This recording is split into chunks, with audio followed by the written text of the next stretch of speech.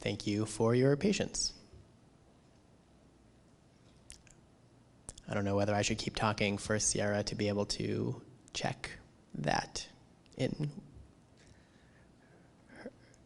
Okay, great. All right. Good evening, everyone. My name is Noah Slovin. I work for the company SLR Consulting. Also with me from SLR here tonight is Victoria Vetre in the back of the room. We are both working with the city on developing this Community Resilience Plan. So that's with Leslie and Sierra are leading that from the city's side. I realized that I forgot my remote over on the table, so I'm going to go get it.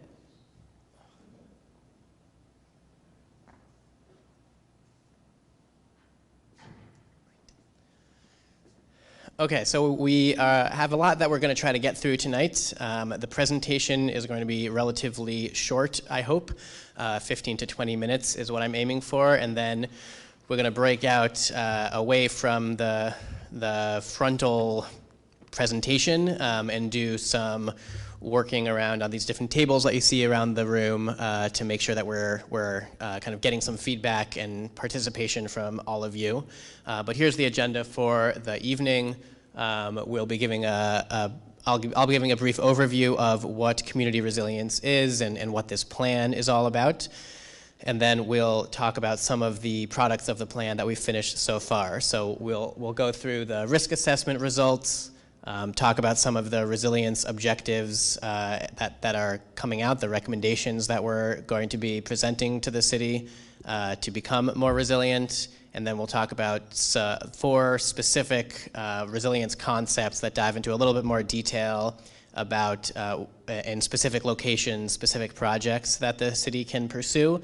And that's what is represented around the room in these different posters. And then we'll spread out and talk about those. After we do that, we'll come back together, share a little bit, talk about next steps, and then have an open discussion.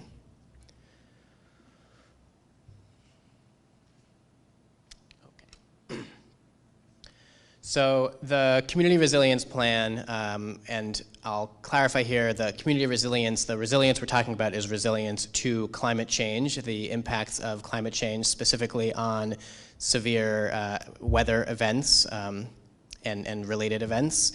So the process is highlighted up here. The bars that have a kind of bold line around them is what we've done so far or are in the process of doing. And what you can see is that we're most of the way done.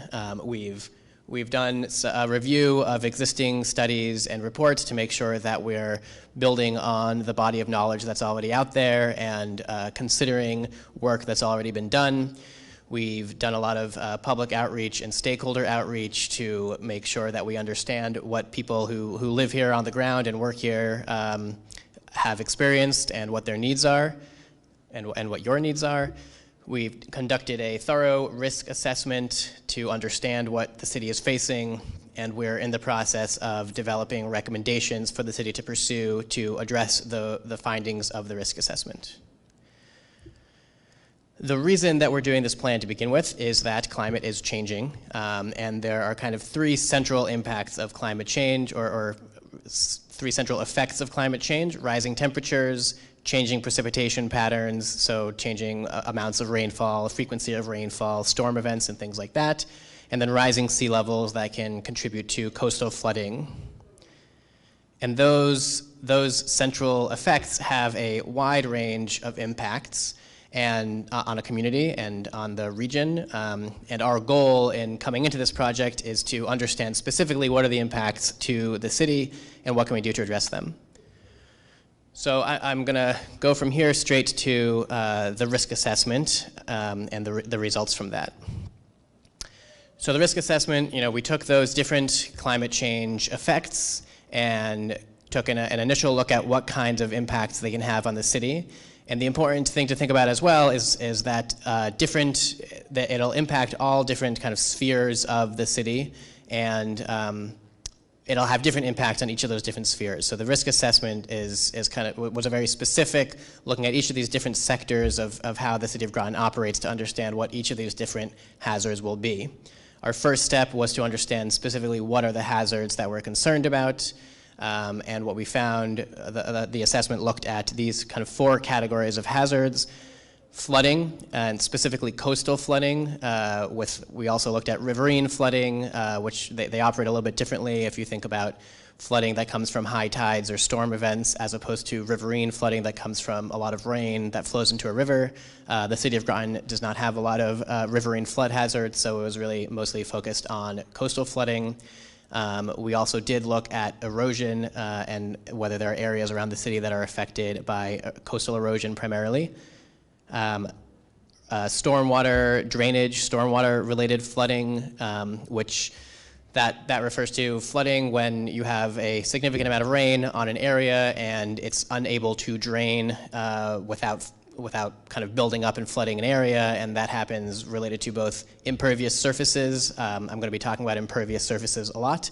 Impervious surfaces are surfaces that when rain falls in it, instead of percolating down, trickling down into the ground, it flows off to the side, it stays at the surface, and then can cause flooding. So thinking about anything that's paved, parking lots, roads, buildings that have hard tops, water doesn't just drip through buildings, hopefully. So it's also related to, aside from kind of the source of the drainage, if the drainage systems aren't able to sufficiently have capacity to drain that runoff, then you can also get flooding. And then finally, heat. Overall, heat is rising from climate change, so thinking about what the impacts of that rise in heat will be. But additionally, the rising temperature is not evenly distributed, and things like dense buildings, high impervious surfaces, a low amount of tree cover, things like that can lead to urban heat island effect, where you have particularly high heat levels within some parts of the landscape, primarily cities. So looking where how that was distributed around the city, where you expect more heat to be an impact.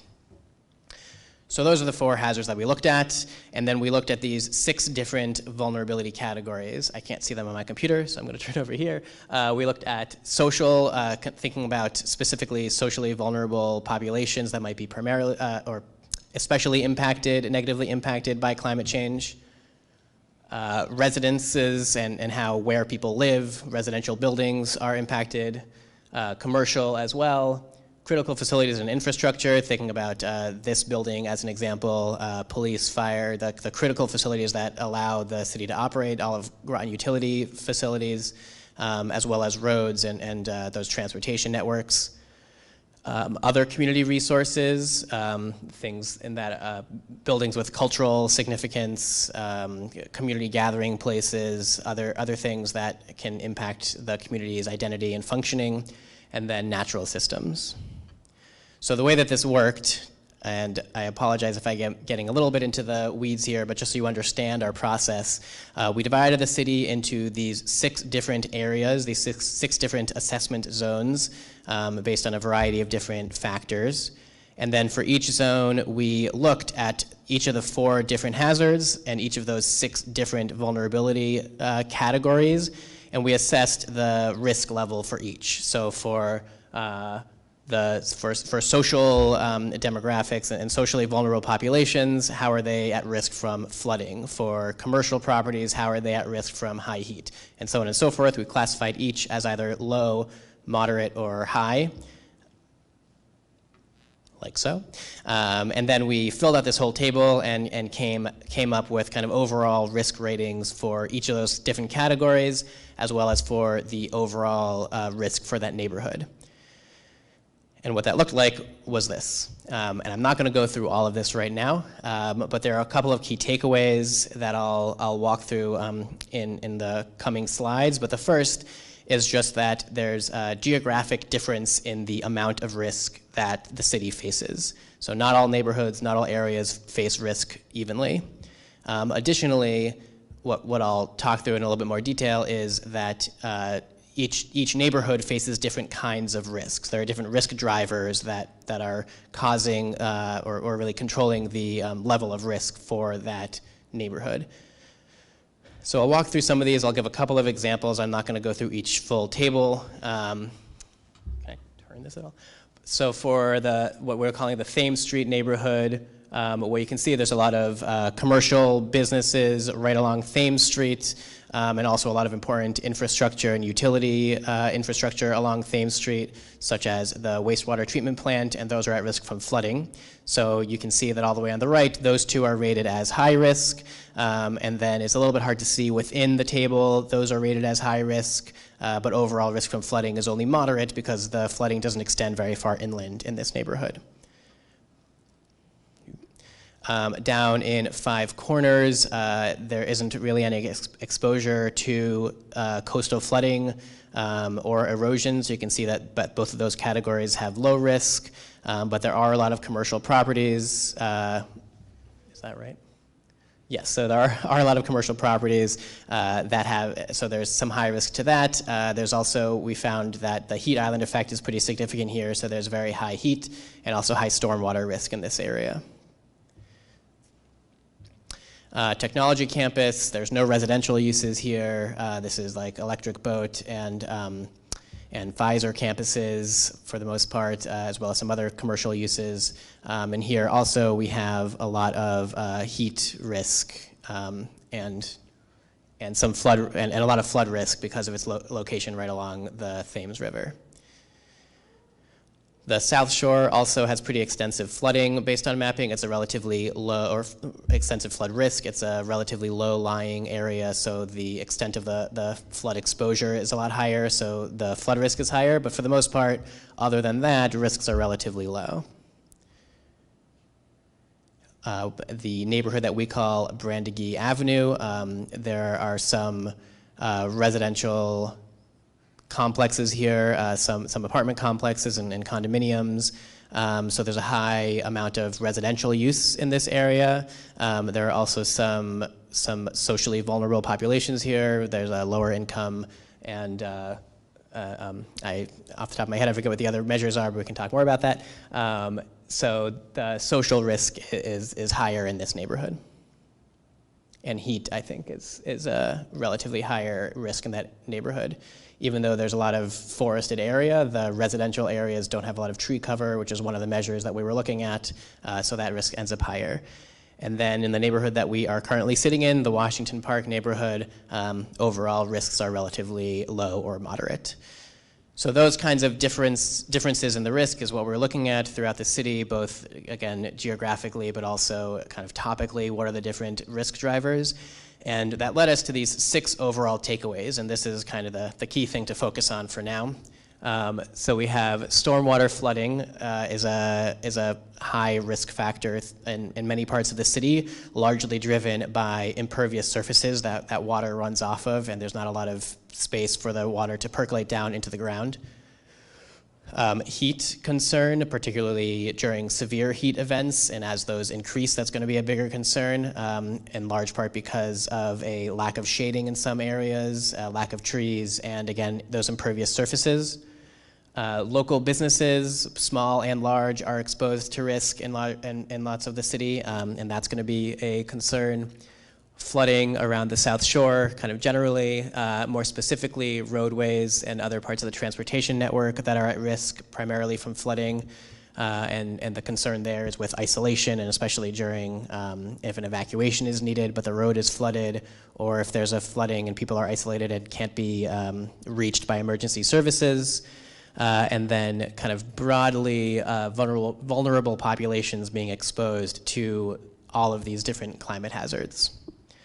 So these are the 6 takeaways that came out of our risk assessment, and these are the 6 risk factors that we are attempting to address specifically through the resilience measures that we're going to be recommending.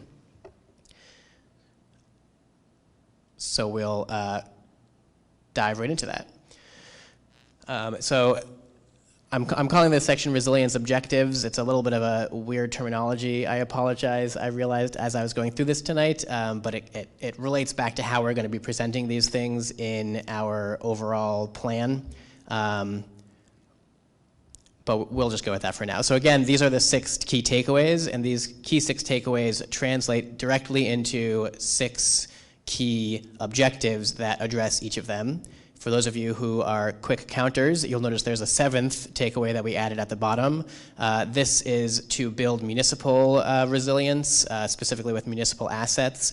And the reason we added this, and it doesn't address any of these specific risk factors that we were thinking of, but we think it's an important way for the city to kind of take the lead and lead by example by starting with city property as it tries to address resilience. So I'm gonna talk through each of these very briefly. There's a lot of different more specific recommendations or actions that can be taken to achieve each of these objectives. We're still in development of those, and so we're not going to be talking through all of them right now, but I'll try to share some of them. Oh, I'm realizing I can take this out, right? Okay, great. So reducing impacts of stormwater flooding. There's kind of 2 key ways to address that. The first is to increase the capacity of your stormwater infrastructure so that you're able to keep up with the rain and you have larger pipes and better catch basins and things like that. And then on the other side, trying to actually reduce the amount of runoff to begin with by reducing impervious surfaces and using other kind of creative technologies. So I'm going to talk a little bit about that. Many of you may be familiar, right out in the parking lot here, there are a few tree boxes that collect rainwater, and they work by the runoff from the parking lot flows into this underground basin, and then the tree takes up some of that water and transpires it into the air or uses it or holds it within the tree. Other amounts of that water percolate down into the ground, and then you have less water overall that's flowing into the wastewater system. Other approaches, similarly, you can have rain gardens that collect water from runoff and use it to feed plants and let some of it percolate down into the ground. And then you can have this kind of gray approach of pervious pavement, where if you're concerned, for example, about losing parking space or about having enough roadway and you can't remove that, you need cars to park there or drive over there. In some cases, you can install pervious pavement where the rain you still get the pavement, but the rain percolates down through it. I have an example of what that looks like. This is a technology that some company has developed, and they're just dumping water into it, and it just flows right down into the ground, and you still get a nice parking lot that you can fill up with cars, if that's what you're into. I just want to quickly call out that there's already a lot of great work being done with this. The Baker Cove Watershed Commission, or BACWAC, they are working to reduce runoff into the Baker Cove watershed because that stormwater runoff can carry a lot of pollutants, and that can negatively affect the quality of the water. So they've been working on this for a while and are currently working on it and have plans to continue working on it, doing a lot of education, raising money to install rain gardens and things like that. And if you're interested in getting involved, I encourage you to do so. Okay, so moving on to extreme heat impacts. I'm gonna focus on just a couple of different approaches, but one is thinking about trees and building kind of a healthy, comprehensive urban forest.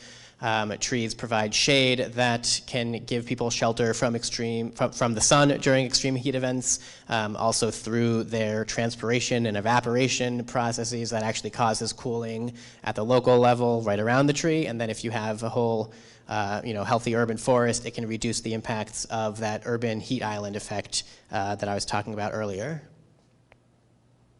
And then also an important aspect of that is just providing access to forested areas or those passive cooling measures. So making sure that the entire population of the city is able to access those trees and that they're not kind of concentrated in one area that's removed from the population. And that I'm highlighting that because that's going to specifically tie into one of these concept designs that we're talking about. Local businesses, there's thinking both about protecting the business operations, or it's not operations, protecting the business buildings themselves from damage from climate hazards, but also protecting their operations and making sure that they're able to recover quickly and respond to these disruptive events. And an important thing to think about there is that climate resilience for businesses or climate-related disruption resilience also applies to any other kind of disruption. And we've seen that a lot with COVID-19, that a lot of the same recommendations or actions that businesses can take or have had to take to respond to that disruption, they're the same actions that you would take to be prepared for or respond to a climate-related disruption. So really thinking holistically about the resilience of businesses to any kind of disruption, including climate-related ones.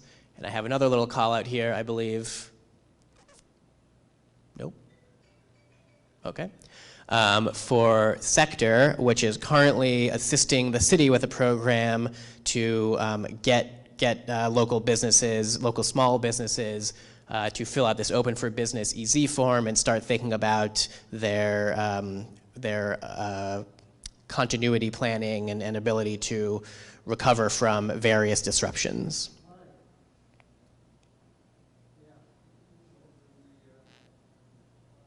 Okay. Well, you have more time to read this. Okay, there we go. Okay, creating a flood-resilient shoreline.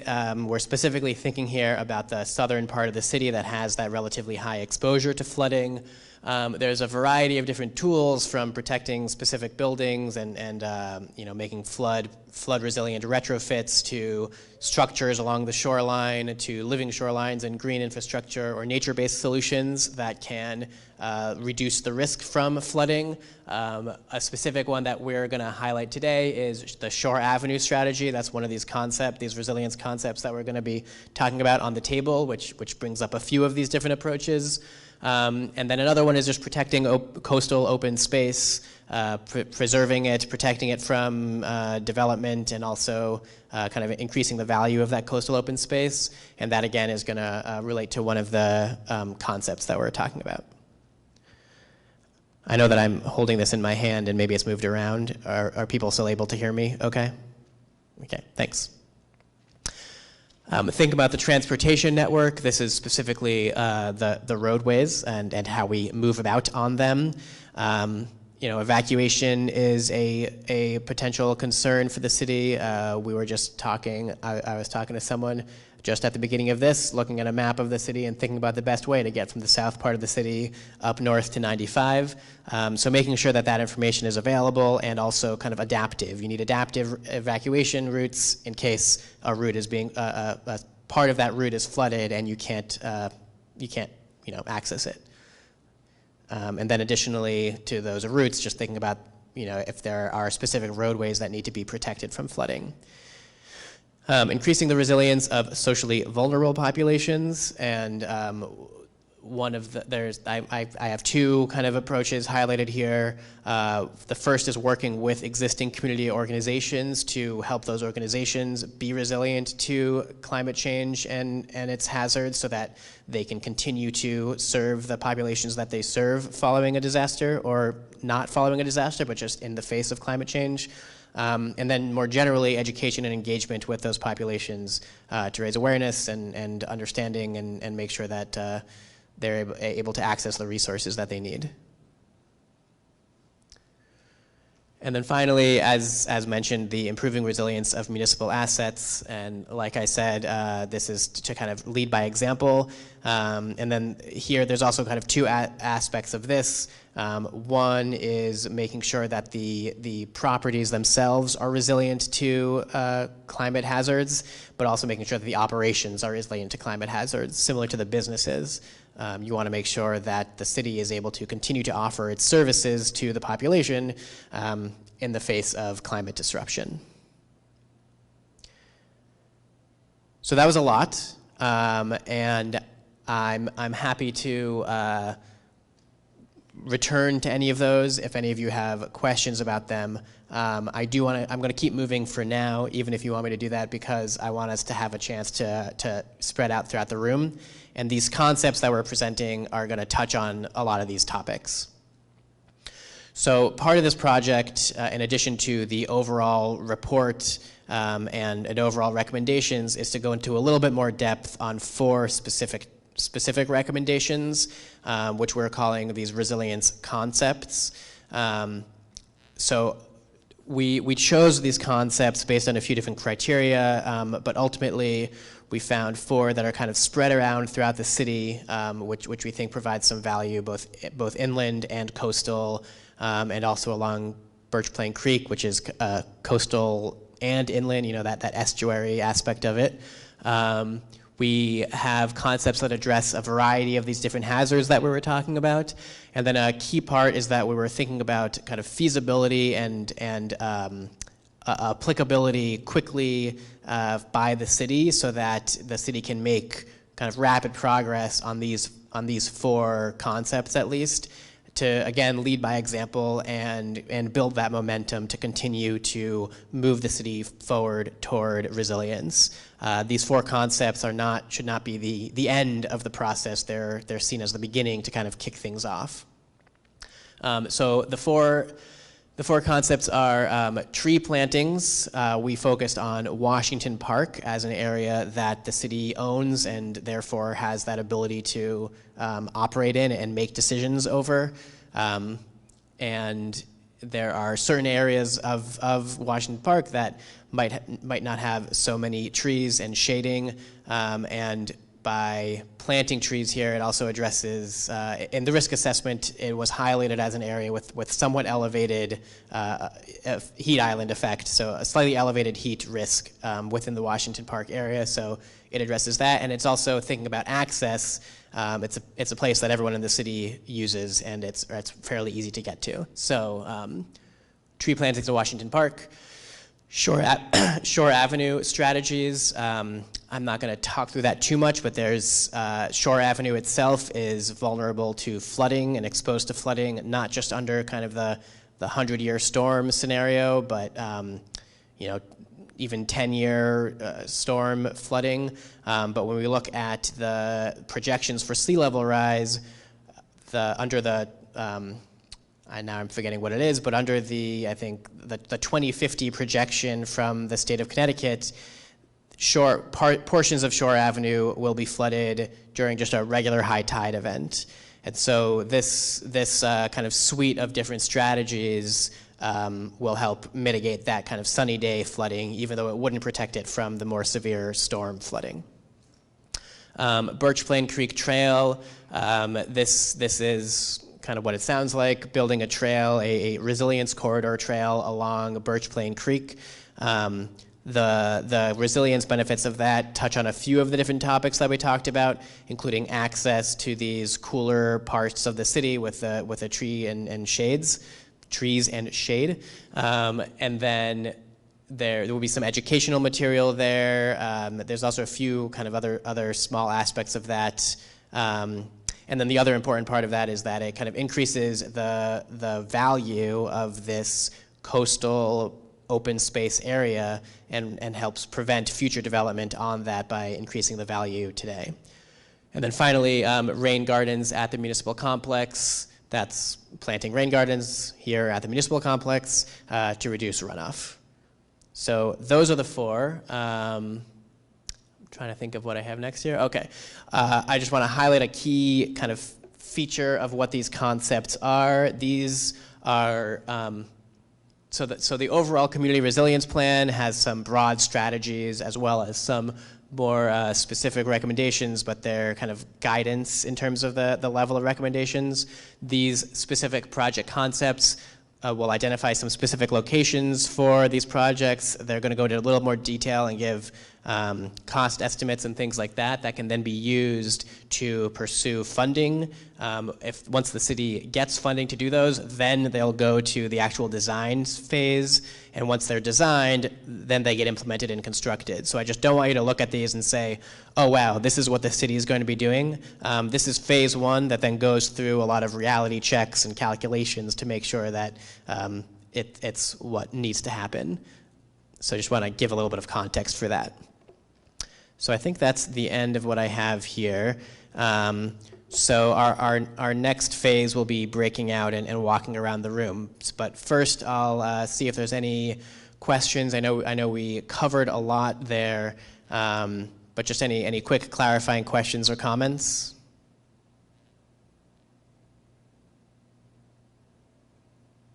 Okay. Well, this won't be your last chance, so you can come up with questions and comments later. So I'm going to come forward a little bit if I don't need to be in the camera anymore, I think. Excuse me. Oh, well, I don't want to go too close to the speaker or something. So the next phase of what we're going to be doing is really focusing on those concepts. Do I need to? Yeah, I'll keep using this. So around the room, there are 6 tables.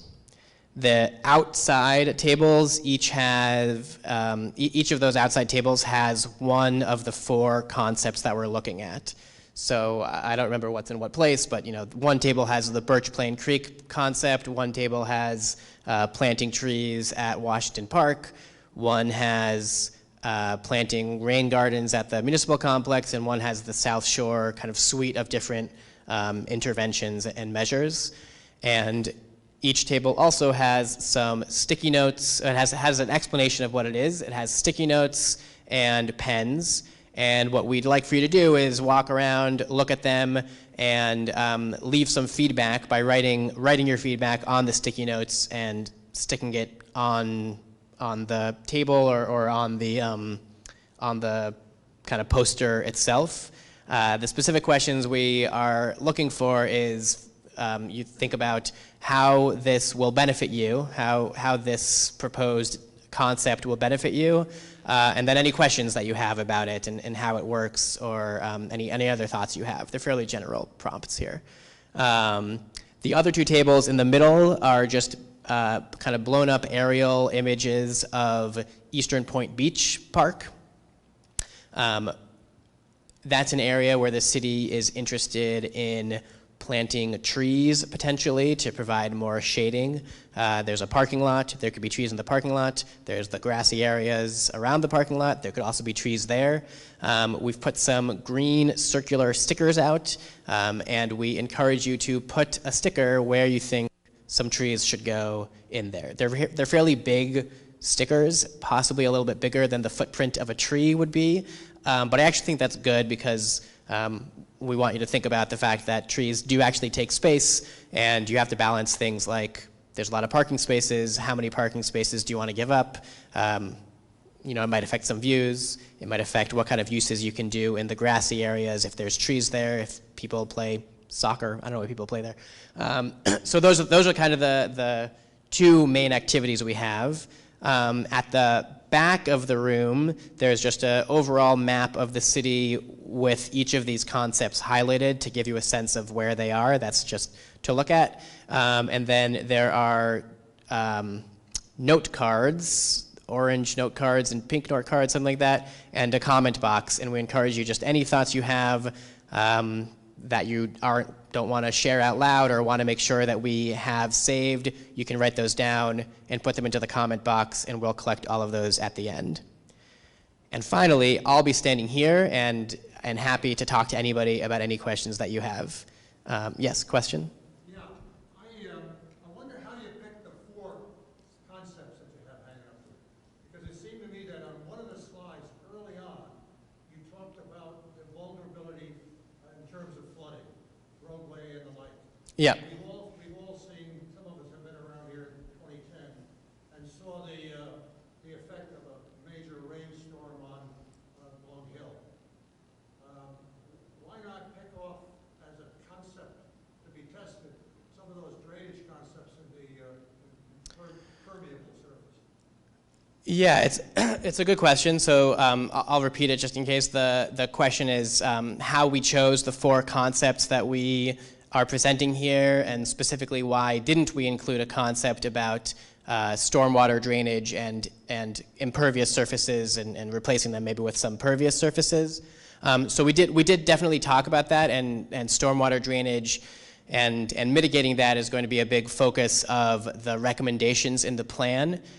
When we were trying to identify concepts that would be like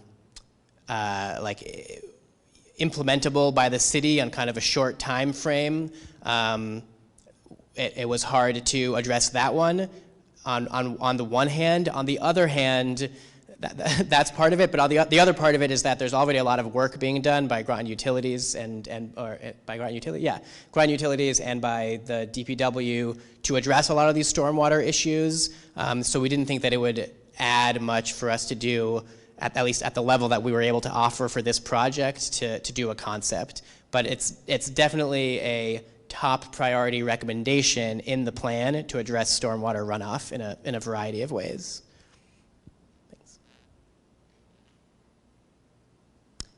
Any other questions before we break out? Do I need to repeat anything? Sometimes I am not clear. I did just want to add for the Eastern Point Beach, the middle tables, Noah mentioned the trees, but if there are any from the other four concept projects, whether it's rain gardens, whether it's the permeable pavement, or anything else that you heard us discuss, if those are concepts or ideas you want, you can add a post-it or write onto the poster as well. I just wanted to let you know Eastern Point is a broader focus of looking at what multiple resiliency opportunities can we do there. Thanks. Yeah, so I'm going to have to look back at my schedule, but we'll have 20 to 30 minutes to walk around the room. We'll turn the lights on. You can also get some food. Again, I'm here to answer any questions. I'll put a mask on so you can come stand close to me, and we'll go from there. And thank you again, everyone, for coming, and thank you for your input, please. And don't leave. We're going to come back together after we do that.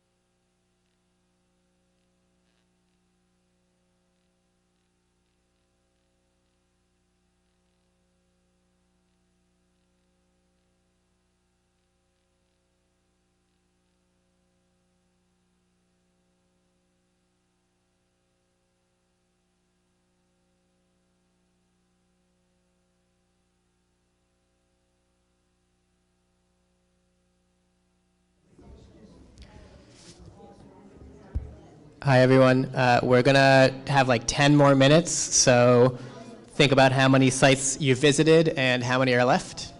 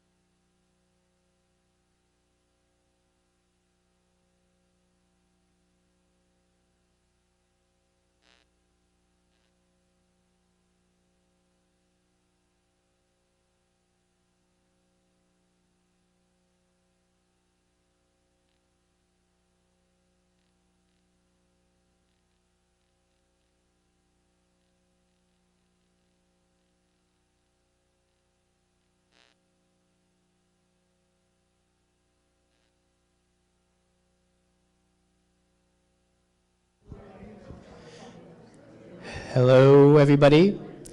So that was a long 10 minutes. But if we can come back together and, finish writing whatever you were writing, but we'll do a little bit of kind of sharing out of what you saw and thought.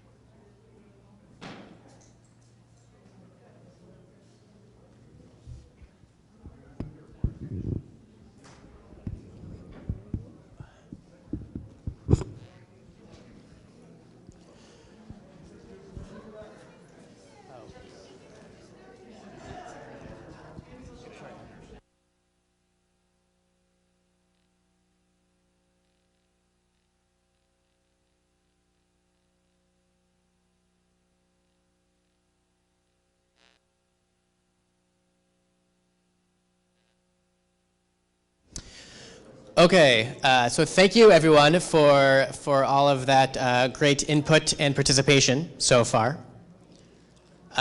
We have about 20 minutes left to our schedule and not much more to get through, but I do want to give people an opportunity to let us know what they thought about what they saw. You got to write things down and give some feedback, but I'm curious if anybody wants to share some of their thoughts or share something interesting that you saw somebody else write down, something you want to make sure the whole group hears. And I suppose I can give you a microphone if you want, but you can also just shout it out.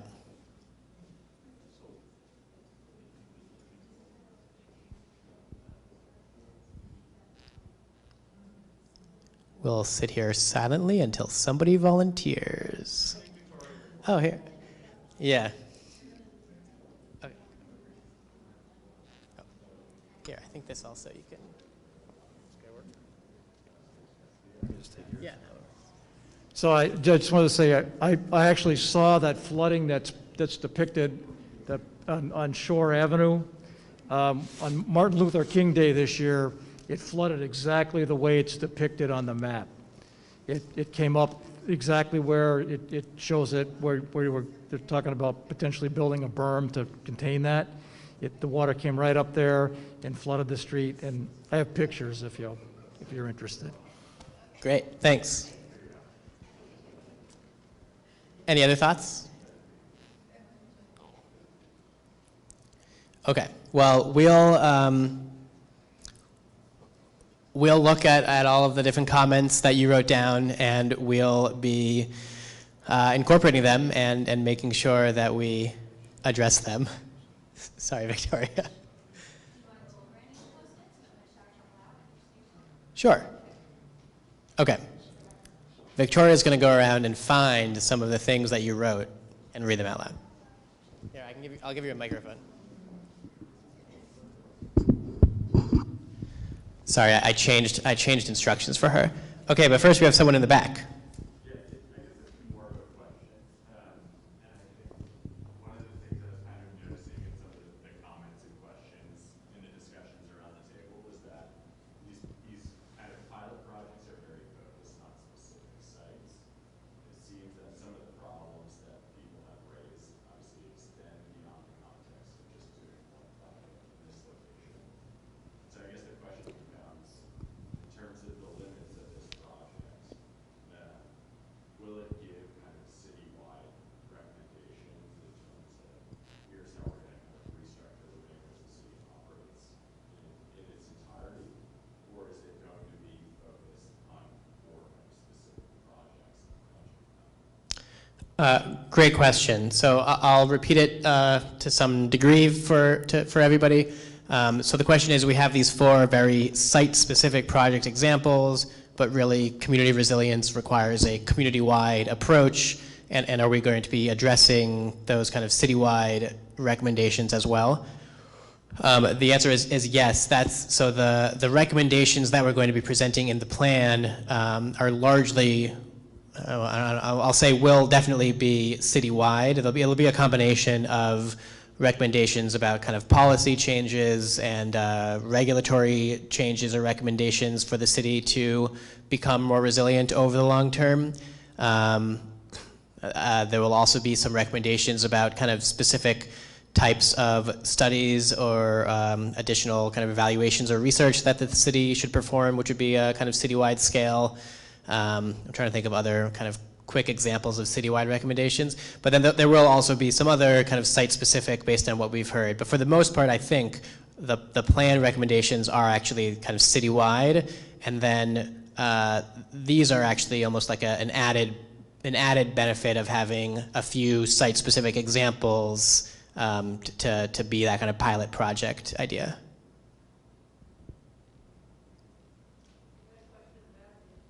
Yeah. Yeah, so to kind of continue that thought, my question is, will there be recommendations that can be implemented quickly and fairly inexpensively that will have large impacts? I'm thinking specifically, so if we consider about 30% of our waste is food waste that can be composted, what would it cost the city, maybe a grand or five, to set up a compost site for residents to come by and dump their food waste as opposed to putting it into our trash? Something like that, very quick and easy, low budget ideas that can have an impact. I mean, the climate crisis is upon us now, and a lot of these plans seem like they're going to be a few years to build out. Yeah, and even, so the question is about kind of time frame of the recommendations and will there be immediate actions that the city can take. So we try to structure our recommendations as kind of like a multi, like hierarchical in terms of its implementation. So some kind of quick and easy recommendations, some middle term, more expensive, harder recommendations, and then some recommendations that are, over the next 20 to 30 years, what are the things to think about and to do. So yes, the goal is to have steps that the city can start immediately implementing some things, and then over time start building on those and implementing some more. These projects, even though they're not going to be done immediately, but they're still kind of relatively short to medium term, rather than something that will really be like in the next decade. So even these we're hoping can be relatively quick in the next 5 years or so, I think. And I will add, for instance, the rain gardens. Our public works department has been doing a lot of work educating on rain gardens and kind of promoting that. We even had a rain barrel initiative. So I think the rain gardens are actually a project that we will see in the very short term happen. And in addition to that, the tree plantings. Washington Park is an example, but there are other areas around the city that we're looking at planting trees, and I think that would be something that we will also see as a quick win or short-term projects.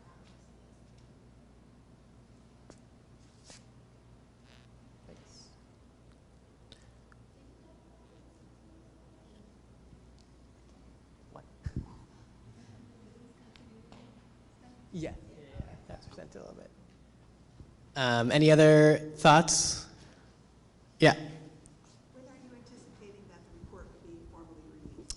Great. So let me go on to my next slide, and if people have other thoughts, we can talk about that after this. So we're wrapping up the report this month. We'll be presenting it to the city at the end of March. So we're currently working on finalizing the recommendations. That'll then turn into the final report, and then, oh, Sierra's gone. Oh, it's okay. Anyways, I think that I'm not sure in terms of public release of that. I don't know what the time frame is for that. Whether there'll be like a break in between when we give it to you and when you release it. But end of March is when the report will be done. And then by May 23rd, the consultants will be presenting everything to City Council, and that's when everything will be released and shared for the public. Is a good date to look at. Great. May 23rd. I don't know who can hear on there. Yeah. All right. Well, I think we're good. Thank you, everybody. Thank you so much for coming. Please help yourself to some snacks before you go, and we'll be around for a little bit if you have any more questions or thoughts you'd like to share. So thank you.